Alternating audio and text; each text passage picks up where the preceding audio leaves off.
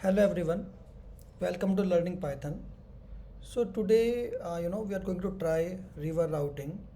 There is one very simple and popular method called Muskingum method. Of course, the practical difficulty is to determine the parameter of the model, which we can try, once we have some historical discharge data, but it's difficult in ungauged basin. So the model is very simple. Q is the outflow at some location, I is the inflow at some location, which is upstream of the Q, where we are now getting the Q, and C1, C2, C3 are the parameter. So we have given the, we are given the value of I from t is equal to 0 to t is equal to 19, and we need to estimate the value of Q. We are also given the first value of Q. So we need to write a simple for loop and compute this value. Let's open this in Colab.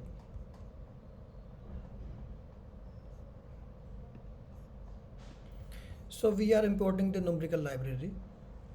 We are defining all the output, flow at some location, which is the upstream location, and calling this variable I.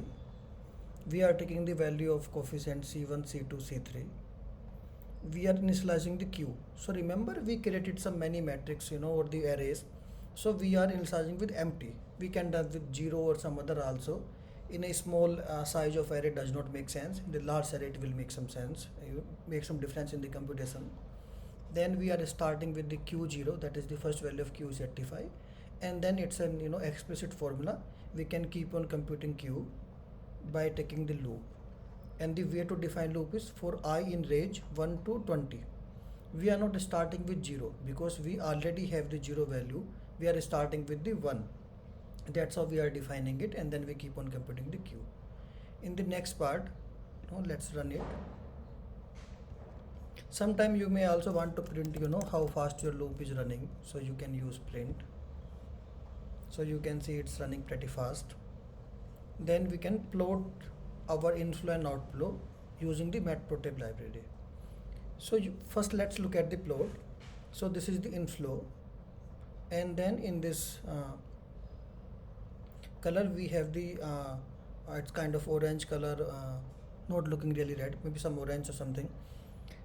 We are seeing it, the outflow. So two things you can see, there is a shift between the peak between inflow and outflow. This is what we expect, when the wave is traveling. So there will be some difference of time depending upon the distance between two locations. And here this coefficient, this C1, C2, C3, they control, how it changes. Second part is as the shift moves, the wave moves, as if we create, unless we create more disturbance or bring more water, the peak will start attenuating. So you can see the at outflow, at the location, the downstream location, you can see some attenuation of the peak. So it means this, provided we have the optimal value of C1, C2, C3, this is giving us, the way we expect a wave to behave. Now come to the Python part. We are using the single, hyphen. It means a continuous line. For the outflow, we are using it 2 times. So you can see there is a dotted line is, this is coming. Then we can also define the symbol, which is the star in the case of inflow. In the case of outflow, we are using the S means square. And then we are defining the font size for X label and Y label. You can use different font size, and then ultimately we are plotting. So this is a way to look at, how we can run for loop and, keep on computing some variable. Many times when we do this, we solve some PD, we solve some OD, or in many applications, we need to run such kind of loop, and we can solve the problem. It can be either we are marching in time, or we are marching over some data indices, or we are marching in space. For loops comes very handy. So thank you, and then see you in the next session.